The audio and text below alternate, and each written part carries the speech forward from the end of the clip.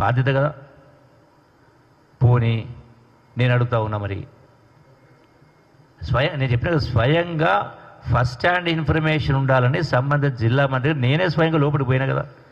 First డేనే చెప్పిన కదా, కేవలం 50 మీటర్లు మాత్రమే అది అగుపట్లేదు, టోటల్గా స్లరీ ఉంది, అసలు లోపలికి పోయే పరిస్థితి అని చెప్పాను. మరి వీళ్ళు నిన్న అంతమంది వచ్చి మమ్మల్ని రానియలేదు, మనం అడ్డుకుందరని కింద మాట్లాడితే, వాస్తవంగా మిమ్మల్ని అందరినీ రావడానికి పర్మిషన్ ఇచ్చింది, అక్కడ రావడానికి వాళ్ళు పరామర్శించడానికి పర్మిషన్ ఇవ్వడం జరిగింది కదా. అంటే వాస్తవం అవుతుంటే కేవలం అంటే రాజకీయం కోసం, రాజకీయ లబ్ధి కోసం మాట్లాడే మాటలు తప్ప వాళ్ళ మాటలో ఏమాత్రం కూడా పసలేదు. పోనీ మీరేమైనా ఈ ప్రభుత్వం ఇచ్చిన ప్రకారం ఇటువంటి సంఘటన జరిగినప్పుడు రావడానికి పర్మిషన్ ఇచ్చి మీరు 100 మంది 100 వాహనాలు 200 వాహనాలు వచ్చి చేస్తే అక్కడ చర్యలకు ఇబ్బంది కాదా?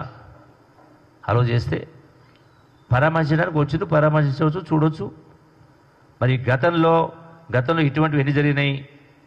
గతంలో ఇటువంటి సంఘటన జరిగినప్పుడు 1 కాదు 2 కాదు. గతంలో ఇదే పాలమూరు రంగారెడ్డిలో ప్రాజెక్టులో ఐ థింక్ సబ్జెక్టు కరెక్షన్ 6 మంది చనిపోయారు, 6 మంది 7 మంది. వచ్చిండా కేసీఆర్? వచ్చిండా హరీష్? వచ్చిండా? అట్లాగే ఆ యొక్క పవర్ హౌస్ మునిగిపోయింది. అప్పుడు కూడా దాంట్లో 9 మంది అనుకుంటా పవర్ హౌస్ మునిగిపోయింది. అప్పుడు వచ్చిండా కేసీఆర్? ఇప్పుడు రేవంత్ రెడ్డికి రాలేదన్నమాటారు. కేసీఆర్ వచ్చిండా? పోనీ సంబంధిత మంత్రి వచ్చిండా? ఎవరిని వచ్చిందా? అట్లాగే 1 కాదు, సుమారుగా 70 మంది చనిపోయారు కదా కొండగట్టు బస్సు ప్రమాదంలో. పోయిండా కేసీఆర్? పోయిండా? అట్లాగే 1 కాదు 2 కాదు, ఇటువంటి ఎన్నో సందర్భాల్లో. అట్లాగే అంతకుముందు కూడా నాకు కరెక్ట్గా అది ఐడియా లేదు కానీ కాళేశ్వరం టన్నెల్లో కూడా 7 మంది చనిపోయారు. పోయిండా కేసీఆర్? ముఖ్యమంత్రి పోయిండా? అప్పుడు హరీష్ రావు పోయిండా? మీరు చెప్పాలా? అంటే టోటల్గా అంటే ప్రకృతి విపత్తును కూడా రాజకీయానికి వాడుకునేటువంటి కార్యక్రమం ఒకటి. రెండవది, ఈరోజు కేసీఆర్ 5 సంవత్సరాలు ఇరిగేషన్ మినిస్టర్గా ఉన్నాడు. ముఖ్యమంత్రితో పాటుగా ఆయనే ఇరిగేషన్ మినిస్టర్ ఉన్నాడు. హరీష్ రావు 5 సంవత్సరాలు ఇరిగేషన్ మినిస్టర్ ఉన్నాడు.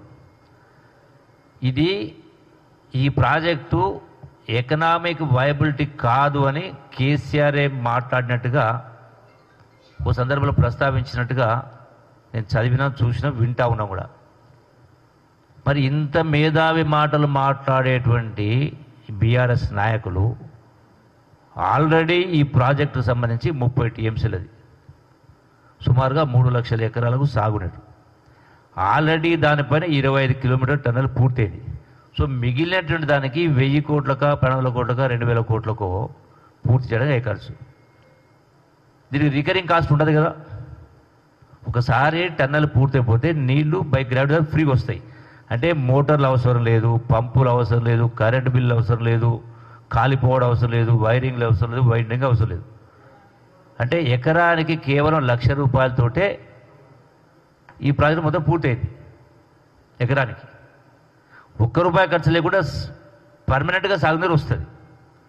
మరి ఇప్పుడు కట్టబోతున్నటువంటి పూర్తి చేయాల్సినటువంటి ఇలా కాళేశ్వరమైన పాలమూరు ప్రాజెక్ట్ అయినా ఎకరానికి నాకు తెలిసి సబ్జెక్టు కరెక్షన్ ఏ ప్రాజెక్టు కూడా 2 లక్షల నుంచి 3 లక్షలు తక్కువ అవుతలేదు.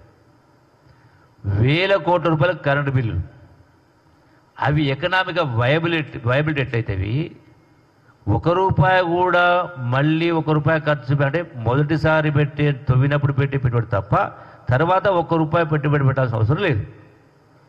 నల్గొండకు సంబంధించి 3 లక్షల ఎకరాలకు, అట్లాగే ఆ ఫ్లోరైడ్ బాధితులకు నిలబడడానికి. అంటే ఇంత సింపుల్ ప్రాజెక్ట్, ఇంత ఈజీది, తక్కువ ఖర్చుతోటి అయ్యే ప్రాజెక్టును మీరు 10 సంవత్సరాలు మూలపడేసి 1,80,000 కోట్ల రూపాయలు ఇరిగేషన్ ప్రాజెక్టులు టెండర్ పిలిచి దీన్ని పెండింగ్ పెట్టే కార్యక్రమం చేసిందంటే మరి దీనికి ఎవరు కారకులు బాధ్యులు? సంబంధ ఇరిగేషన్ మినిస్టరు హరీష్ రావు గారు బాధ్యులు కాదా? కేసీఆర్ బాధ్యులు కాదా?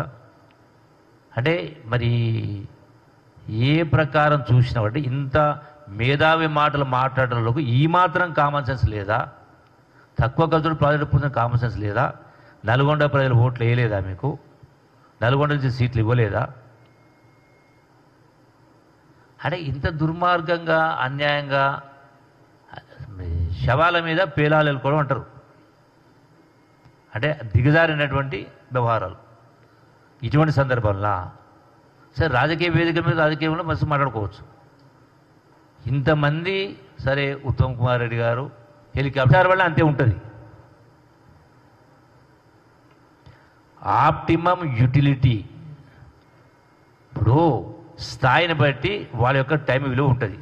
ప్రధానమంత్రి టైంకు ఒక విలువ ఉంటుంది, ముఖ్యమంత్రి దానికి ఒక విలువ ఉంటుంది, మంత్రికి విలువ ఉంటుంది, ఇంకా అట్లా పనిచేసిన వాళ్ళకు కూలి ఒక పద్ధతి ఉంటుంది, విలువ ఉంటుంది. అంటే ఆప్టిమం యూటిలిటీ పనిచేయాలన్నప్పుడు డెఫినెట్గా వాడాలా, వాడకపోతే తప్పవుతుంది. ఇవి ఎన్నిసార్లు అంటే రెంట్ అంతే సంవత్సరం కట్టేది. సరే డీజిల్ కాస్ట్ కావచ్చు, అదేదో పాపం చేసినట్టుగా తప్పైనట్టుగా మాట్లాడితే అంటే మోస్ట్ అన్ఫార్చునేట్. 10 సంవత్సరాలు ఏలిన వాళ్ళు దీన్ని ఎస్ఎల్బిసి టన్నల్ను శవరాజకీయాలు చేయడం అనేది దుర్మార్గం. ఇప్పటికైనా హరీష్ రావును స్పష్టంగా ప్రశ్నిస్తా ఉన్నా. మిగతావన్నీ పక్కన ఈ ఒక్కదానికి సమాధానం చెప్పంటున్నా. ఈ ఒక్కదానికి నేను కూడా ఆరోపణ చేయాలంటే చేయగలుగుతా. ఏమని? మీరు ఇన్ని సంవత్సరాలు దీన్ని పెండింగ్ పెట్టింది కదా, ఒకవేళ దీన్ని మిగతాది పూర్తి చేసినట్టుగా తక్కువ ఖర్చుతోటి ఎక్కువ ఆయకట్టు వచ్చే ప్రాజెక్టు పెట్టిన పూర్తి చేసి ఉంటే 10 సంవత్సరాల కింద ఏదైతే సొరంగం ద్వారా నీళ్ళు వచ్చిందో ఆ తర్వాత ఏర్పడ్డదేమో. మీరు చేసింటే ఈ సంఘటన జరగబోనేమో అని నేను కూడా అనొచ్చు కదా, కానీ అనను. నాకు ఇంగిత జ్ఞానం ఉంది, కామన్ సెన్స్ ఉంది.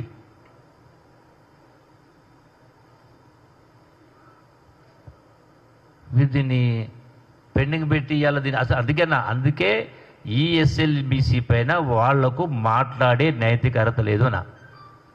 హరీష్ రావు మాట్లాడుతూ నా పేరు కూడా ప్రస్తావిస్తూ మొదటిదాకా మా దానిలోనే ఉన్నాడు అని,